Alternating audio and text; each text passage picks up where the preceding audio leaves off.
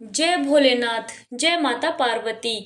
मेरी सभी माता बहनों को हरियाली तीज के पावन पर्व की हार्दिक शुभकामनाएं। आज के इस शुभ अवसर पर हम भगवान भोलेनाथ और माता पार्वती के श्री चरणों में कोटि कोटि नमन करें और प्रार्थना करें कि महादेव सभी माता बहनों के सुहाग की रक्षा करें, उन्हें अखंड सौभाग्य का आशीर्वाद प्रदान करें और जीवन में सुख, शांति, प्रेम एवं समृद्धि सदैव बनाए रखें। माता गौरी की कृपा से हर बहन की मांग का सिंदूर सदा सुशोभित रहे, उनके जीवन में दाम्पत्य सुख बना रहे और उनके परिवार पर भगवान शिव की कृपा सदैव बरसती रहे। और जो माताएं बहनें आज श्रद्धा, विश्वास और भक्ति के साथ हरियाली तीज का व्रत कर रही हैं अथवा कथा का श्रवण कर रही हैं, भगवान भोलेनाथ और माता पार्वती उनकी सभी सच्ची मनोकामनाएं पूर्ण करें। प्रिय श्रोताओं, हरियाली तीज केवल एक व्रत नहीं बल्कि माता पार्वती की अटूट श्रद्धा, तपस्या और भगवान शिव के प्रति उनके दिव्य प्रेम का पर्व है। आज हम इसी पावन अवसर पर सुनेंगे माता पार्वती की वह दिव्य कथा जिसमें उनकी कठोर तपस्या, अटूट विश्वास और भगवान शिव को पति रूप में प्राप्त करने की अद्भुत गाथा वर्णित है। तो आइए कथा का शुभारंभ करते हैं। प्रेम से बोलिए विघ्नहर्ता भगवान गणेश की जय। प्रिय श्रोताओं, अब सुनिए माता पार्वती की उस दिव्य कथा को जो उनके भगवान शिव के प्रति अटूट प्रेम और तपस्या का संदेश देती है। माता पार्वती कोई साधारण देवी नहीं थी, वे स्वयं आदि शक्ति थी। पूर्व जन्म में वे राजा दक्ष की पुत्री सती थी। सती का विवाह भगवान शिव से हुआ था, लेकिन एक समय राजा दक्ष ने एक महान यज्ञ का आयोजन किया। उस यज्ञ में उन्होंने भगवान शिव का अपमान किया। माता सती अपने पति का अपमान सहन नहीं कर सकी। अपने पिता के यज्ञ में ही उन्होंने योगाग्नि द्वारा अपना शरीर त्याग दिया। भगवान शिव सती के वियोग में अत्यंत व्याकुल हो गए। समय बीतता गया। आदि शक्ति ने पुनः हिमालय राज के घर पुत्री रूप में जन्म लिया। उनका नाम रखा गया पार्वती। पर्वतराज हिमवान और माता मैना के घर जन्मी पार्वती बचपन से ही भगवान शिव की ओर आकर्षित थी। उनके हृदय में केवल एक ही नाम था, महादेव। एक दिन देवऋषि नारद हिमालय राज के भवन में आए। पार्वती जी को देखकर नारद मुनि समझ गए कि यह कोई साधारण कन्या नहीं है। उन्होंने हिमवान से कहा, राजन, आपकी पुत्री अत्यंत दिव्य है। इनके भाग्य में महान तपस्या और महान उद्देश्य लिखा है।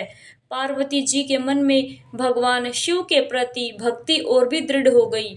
जब उन्हें यह ज्ञात हुआ कि भगवान शिव ही उनके जीवन के परम लक्ष्य हैं, तब उन्होंने मन में संकल्प लिया, मैं भगवान शिव को ही पति रूप में स्वीकार करूंगी। अब आरंभ हुई वह तपस्या जिसकी स्मृति में आज भी भक्त हरियाली तीज का व्रत श्रद्धा से करते हैं। माता पार्वती वन में चली गई। उन्होंने राजमहल के सारे सुख छोड़ दिए। न रेशमी वस्त्रों की इच्छा, न राजसी भोजन की इच्छा और ना ही आराम की इच्छा। उनके मन में केवल एक ही भावना थी, मुझे महादेव चाहिए। पहले उन्होंने फल खाकर तपस्या की, फिर केवल पत्तों पर जीवन बिताया और धीरे धीरे उन्होंने पत्तों का भी त्याग कर दिया। इसी कारण उनका नाम अपर्णा भी प्रसिद्ध हुआ, अर्थात जिन्होंने पत्ते तक का त्याग कर दिया। धूप आई, वर्षा आई, कड़ाके की ठंड आई, लेकिन माता पार्वती अपने संकल्प से विचलित नहीं हुई। उनके मुख से केवल एक ही मंत्र निकलता, ओम नमः शिवाय।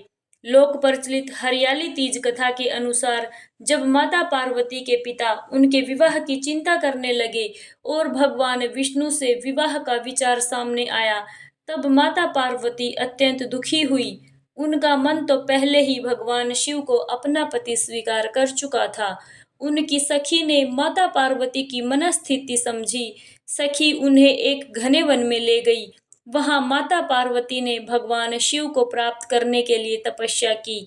भाद्रपद शुक्ल तृतीया के पावन दिन उन्होंने नदी की रेत और मिट्टी से भगवान शिव का स्वरूप बनाया, फूल चढ़ाए, बेलपत्र अर्पित किए, ध्यान लगाया और भगवान शिव की आराधना करने लगी।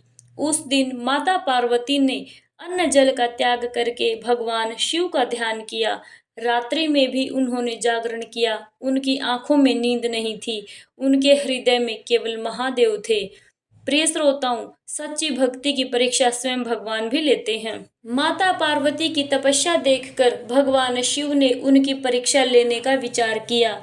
भगवान शिव एक साधु का रूप धारण करके माता पार्वती के सामने आए। उन्होंने माता पार्वती से कहा, हे कन्या, तुम किसके लिए इतनी कठोर तपस्या कर रही हो? माता पार्वती ने विनम्रता से उत्तर दिया, मैं भगवान शिव को पति रूप में प्राप्त करने के लिए तपस्या कर रही हूँ। तब उस साधु ने कहा, भगवान शिव तो स्वयं भस्म धारण करते हैं, उनके शरीर पर सर्प हैं, वे शमशान में रहते हैं, उनके पास न राजसी वस्त्र हैं न ही राजमहल। तुम जैसी राजकुमारी उनके साथ कैसे जीवन बिता पाएगी? माता पार्वती ने शांत भाव से उत्तर दिया, आप चाहे भगवान शिव के बारे में कुछ भी कहें, लेकिन मेरे लिए महादेव ही मेरे आराध्य हैं। मेरा मन उन्हें पति रूप में स्वीकार कर चुका है। संसार की कोई वस्तु मुझे मेरे संकल्प से डिगा नहीं सकती। माता पार्वती की अटूट श्रद्धा देखकर भगवान शिव प्रसन्न हुए और देवाधिदेव महादेव प्रकट हो गए। माता पार्वती ने जैसे ही भगवान शिव को अपने सामने देखा, उनकी आंखों से आनंद के आंसू बहने लगे। उन्होंने हाथ जोड़कर महादेव को प्रणाम किया। भगवान शिव ने कहा, हे देवी पार्वती, तुम्हारी भक्ति, तुम्हारी तपस्या और तुम्हारा संकल्प मुझे स्वीकार है। तुमने मुझे अपने प्रेम और तपस्या से प्रसन्न किया है। भगवान शिव ने माता पार्वती को वरदान दिया, मैं तुम्हें पत्नी रूप में स्वीकार करता हूँ।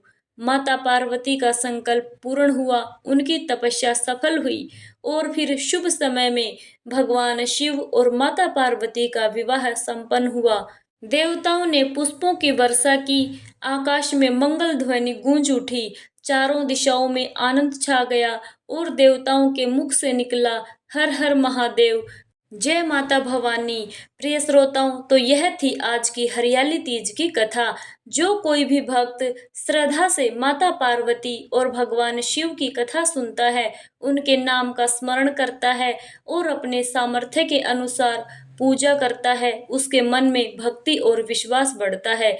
यही इस कथा का सबसे बड़ा फल है। हे माता पार्वती, जिन घरों में आज आपकी कथा सुनी जा रही है, वहाँ प्रेम बना रहे, सुख बना रहे, शांति बनी रहे, परिवार में एकता बनी रहे और सबसे बढ़कर आपकी कृपा बनी रहे। हे गौरी माता, जैसे आपने कठिन तपस्या करके महादेव को प्राप्त किया, वैसे ही हमारे मन में भी अपने आराध्य के प्रति अटूट विश्वास उत्पन्न करें। हमारे घर से दुख दूर करें, हमारे मन से भय दूर करें, हमारे जीवन से अहंकार दूर करें, हमारे परिवार को सुख और शांति प्रदान करें। जो सुहागिन माता पार्वती का व्रत कर रही हैं, उनके सुहाग की रक्षा करें। जो कन्याएं श्रद्धा से आपकी पूजा कर रही हैं, उन्हें सद्बुद्धि और योग्य जीवन साथी का आशीर्वाद दें। जो माता पिता अपने बच्चों के लिए प्रार्थना कर रहे हैं, उनकी मनोकामनाएं पूर्ण करें। और जो कोई भी भक्त किसी कठिनाई में है, हे माता, उनका हाथ पकड़ लेना।